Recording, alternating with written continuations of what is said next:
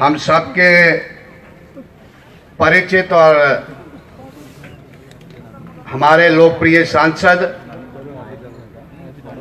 MOS में PMO में MOS मंत्री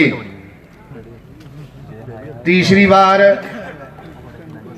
इस कठुआ उधमपुर लोकसभा की नुमाइंदगी करते हुए ऐसे आदरणीय डॉक्टर जितेंद्र सिंह, मेरे बड़े भाई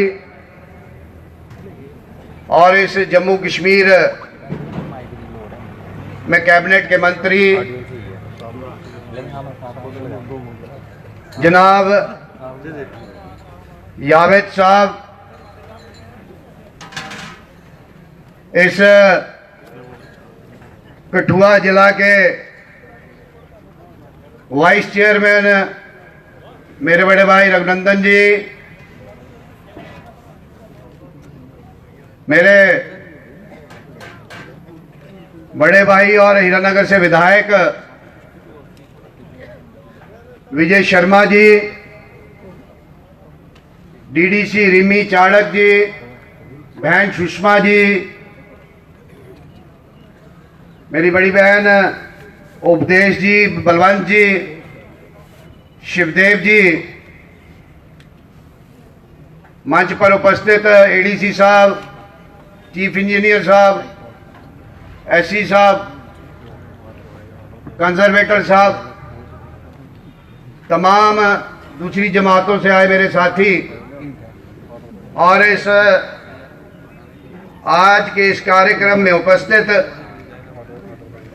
तमाम मेरे बुजुर्ग, मातृशक्ति, मेरे नौजवान साथियों, सर्वप्रथम मैं दोनों मंत्री साहिबान का, डॉक्टर जितेंद्र सिंह जी और जावेद साहब का, मैं दिल की गहराइयों से इनका आभार प्रकट करता हूं कि अपने बिजी शेड्यूल में इन्होंने समय निकाला और जिस कारण आज हम इस पंडाल में खड़े हैं वो कारण है उद्घाटन। उद्घाटन तो अनेक होते हैं, मगर हम सबको एक मंच के नीचे प्रमुखता से, जिसने इस पंडाल के नीचे हमें खड़ा किया, हम इकट्ठे हुए हैं, तो प्रमुख कारण देश के प्रधानमंत्री माननीय नरेंद्र भाई मोदी, जिनके कारण हम सब इकट्ठे हुए हैं। मैं अक्सर ये बात कहता हूं, सरकारें तो पहले भी थी, जितने भी मंच पर विराजमान साथी हैं, पीआरआई मेंबर्स हैं, ऑनरेबल मंत्री साहब हैं, ऑनरेबल सांसद और मंत्री साहब हैं, सरपंच साहब भी हैं और डिपार्टमेंट है, इन सब का योगदान है आज इस उद्घाटन के लिए।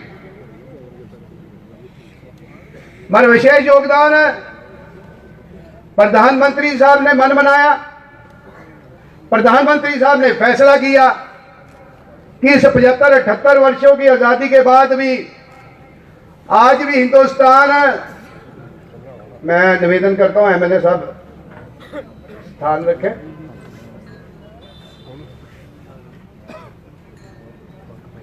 कि इस 78 वर्षों के बाद आज भी जो हमारी मूलतन लड़ाई है वो बिजली, सड़क, पानी को लेकर है। तो इसलिए प्रधानमंत्री साहब ने फैसला किया, स्वच्छ पानी, हर घर में नल और नल में स्वच्छ पानी। तो जितनी भी पीआरआई टीम्स बैठी हैं, ये शिनाख्त ना करती, ये आइडेंटिफाई ना करती, ये संभव नहीं होता। और जिस तरीके से डॉक्टर साहब ने तीसरी बार जो हमारी नुमाइंदगी कर रहे हैं और दिल्ली में बैठे हैं, और बैठे भी बड़े अहम स्थान, प्रोमिनेंट स्थान पर बैठे हैं, और तीसरी बार लगातार पीएमओ में मंत्री है। आप सबके, आपके सफल प्रयास से मैं यहां, जो मेरे साथी आए हैं, मंत्री साहब यहां बैठे हैं,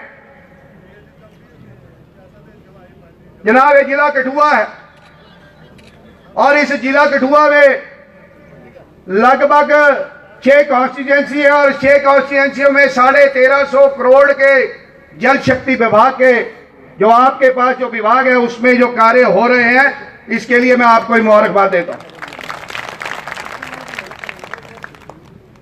जिस क्षेत्र में आज हम बैठे हैं, जिस मां के चरणों में आज हम बैठे हैं, जिसे हम जसरोटा कहते हैं, इस जसरोटा में 319 करोड़ के काम आपके डिपार्टमेंट के माध्यम से जसरोटा में चल रहे हैं, और लगभग 80 स्कीमें इस विभाग में चल रही। मैं धन्यवाद करना चाहता हूं जावेद साहब का। जैसे हम एमएलए बने और इन्होंने मंत्री पद की शपथ ली, मैं इनके पास गया, मैंने कहा आपकी और हमारी टोपोग्राफी सेम है, आपका क्षेत्र पहाड़ी है, हमारे क्षेत्र को कंडी कहते हैं, समस्या आपकी भी पानी की है, समस्या हमारी भी पानी की है। तो उन्होंने कहा भाई चाहता क्या है?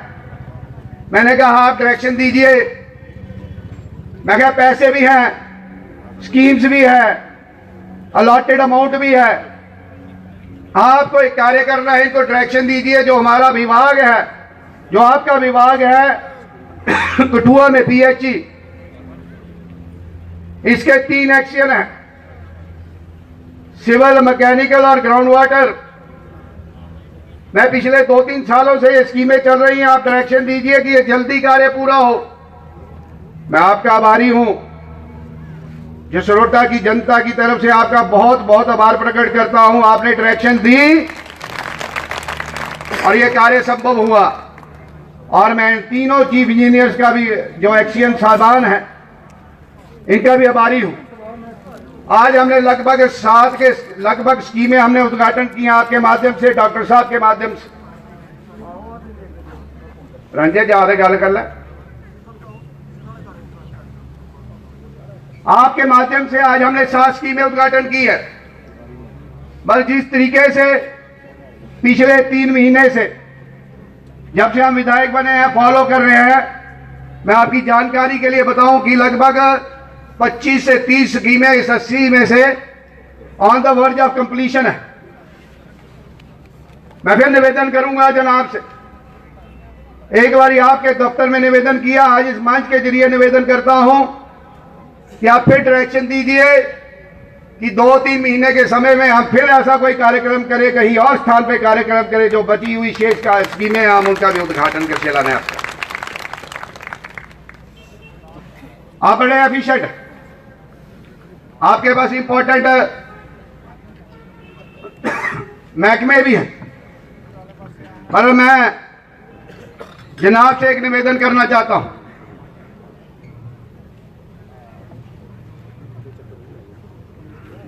कि ये जो स्कीम्स हैं,